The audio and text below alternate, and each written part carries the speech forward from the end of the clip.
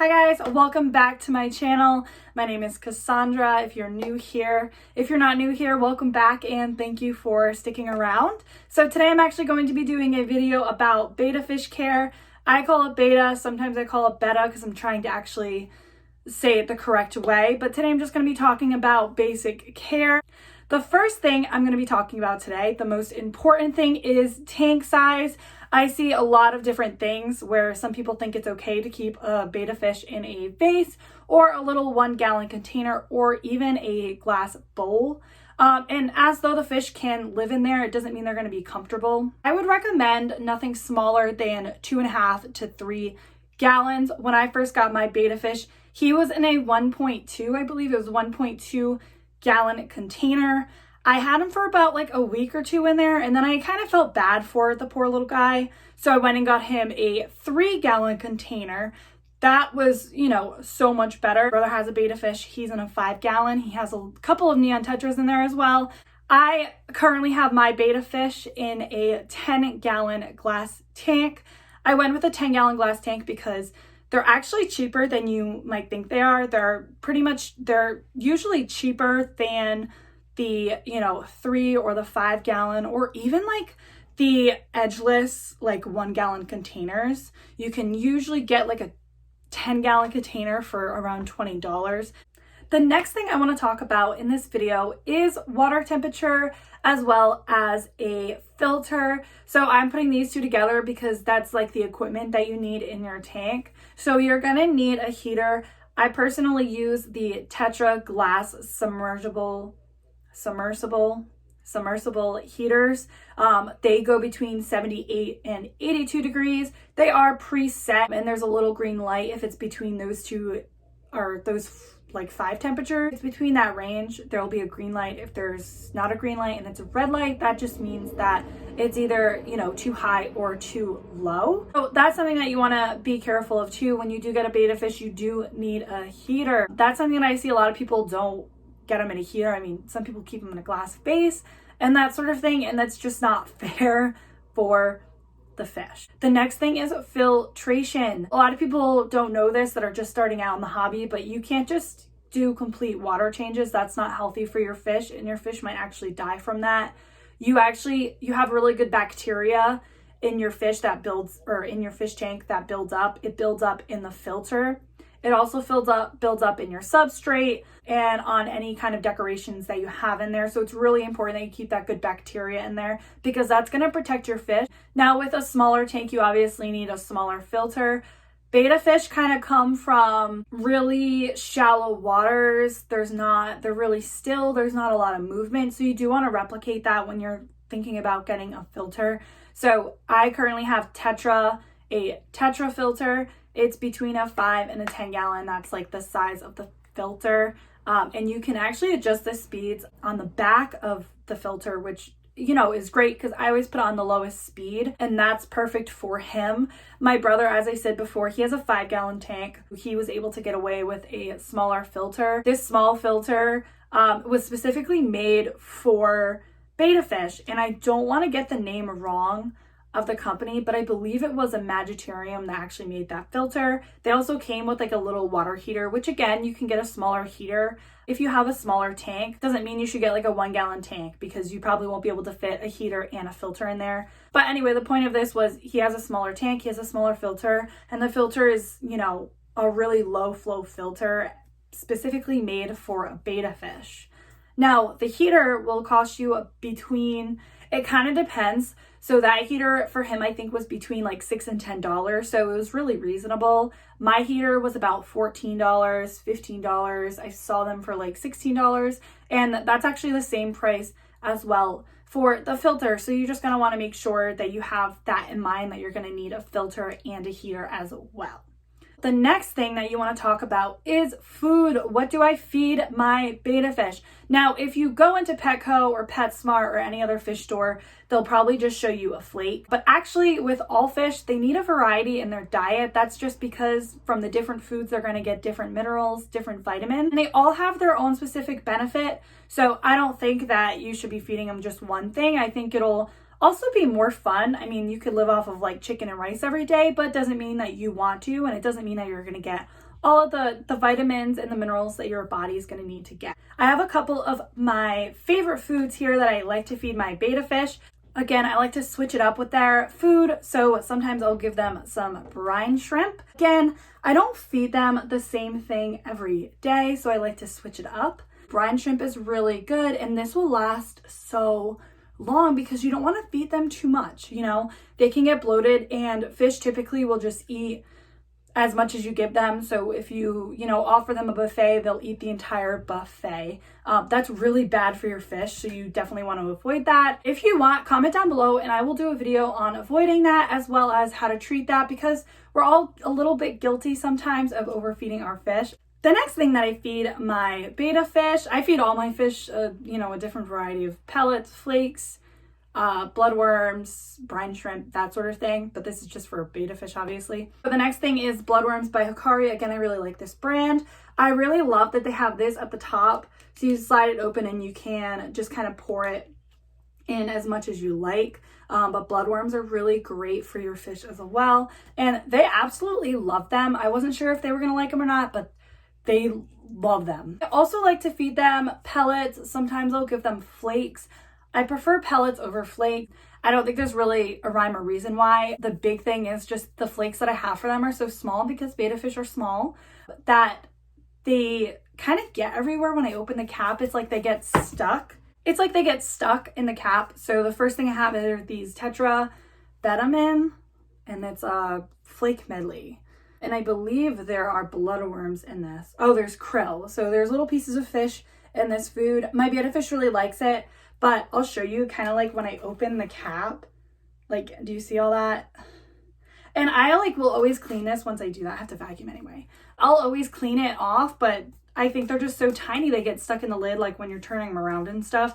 But this was actually the first food that I got him, was this brand, this actually exact product. And he really likes it.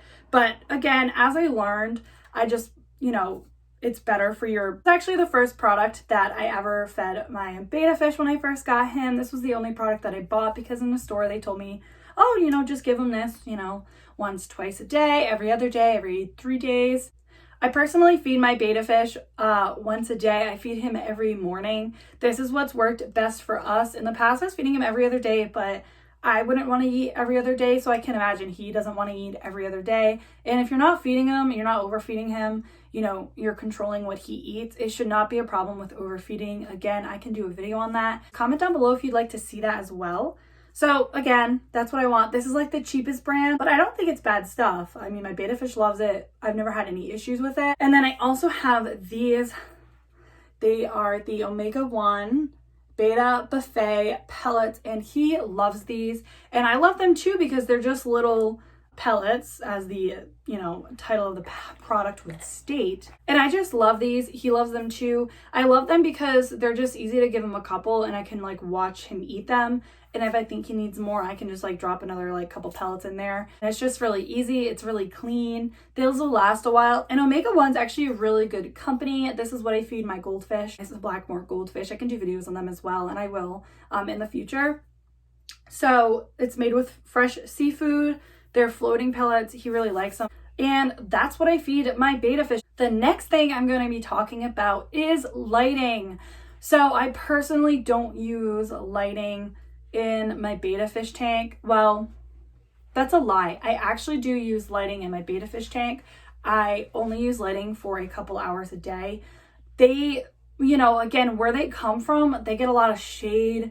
It's not that it's super bright, but where they are, it's kind of murky. There's a lot of plants, a lot of things in the water. So, they can shelter themselves from the sunlight. When you are doing this, if you do have a light, first off, you need to make sure they have a day and night cycle. You don't want to leave the light on all day and all night. That's just too much. So right now I have a planted tank for him. This is new for a couple of weeks now. If you watched my last video, actually it's only a week old. If you watched my last video, I got it last week. But he has a light tank now, and I honestly personally only keep that light on for about 6 hours, and I make sure that he has places to hide in his tank. So if the light for some reason is too bright for him, he can hide and get away with it. Typically, I have other betta fish as well, and I don't have a light on their tank. The light that they get is just natural sunlight.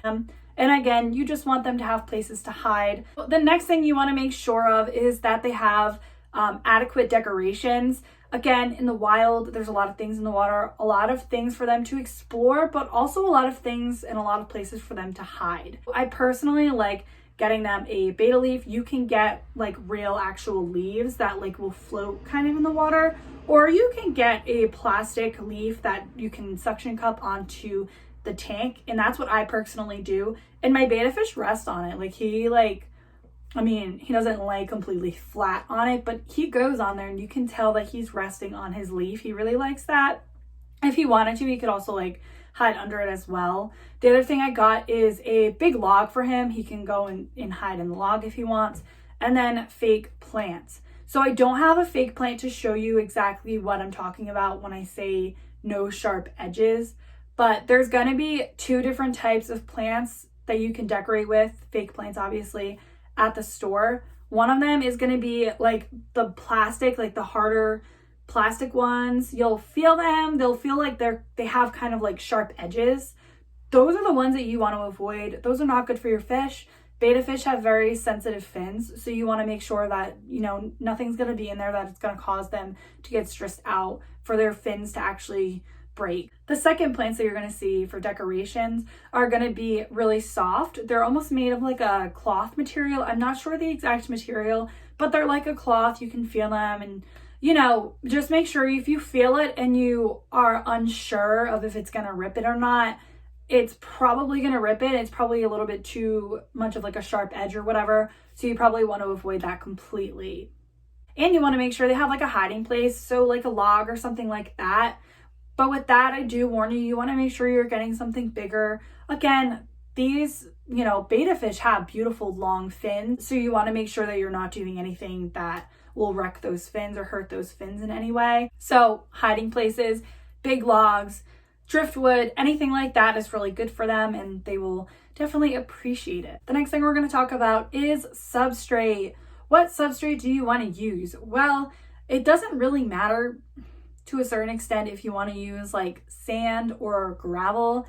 I personally use both between my betta tanks, and I've never seen anything different with them. They're not, if you wanted to put like a Cory catfish or something like that, like a bottom feeder, I would recommend like a finer gravel or like a sand substrate, just because that's easier for them and that's what they need. That's kind of in their care guide. I'm not going to go over things about Cory catfish, but I'm just giving an example. So they're really top feeders and they kind of swim more at the top than they do anywhere else. So it doesn't really matter exactly what kind of substrate you have. So a gravel is fine, a sand is also fine. The next thing I want to talk about is tank mates. So you can definitely not have male betta fish together. I tried even doing a split tank with my betta fish and he was not having it. So I wouldn't even do that, but that's just for like my fish. Every fish has a different personality. So it could work for your fish, but it just did not work out with my fish. And then you don't want to put a female and a male together. It's just, you know, if you're not a breeder and you don't have experience with them, just don't do it. But yeah, so, you know, it really just depends exactly what you want to do. So when it comes to tank mates, you just want to be careful in your selection. There's a ton of research, a ton of videos, a ton of like articles on the best tank mates. I've had a couple tank mates with my betta fish and they've all done perfectly fine. So if you want to see a video on that, comment that down below as well. That'll be coming out. Maybe I'll actually do that one next week. So, you know, stick around so you can watch it. You just want to make sure that you're doing your research again with any animal. Lastly, just have fun with your betta fish. I do little things where like I'll put like a little floating mirror in there. I don't do it for more than a minute, but you can see kind of like his fins and everything like really open up to make him look bigger, because that's kind of like their defense mechanism. Overall, I really hope you guys enjoyed this video. You know, these are all my own opinions. Everybody has a different opinion. Everybody cares for their animals differently. All that matters is that, you know, you're doing your best and you're doing your research before you get any type of animal or any type of fish. I just want to thank you again so much for watching this video, and please don't forget to like down below and subscribe, and I'll see you guys next week. Bye.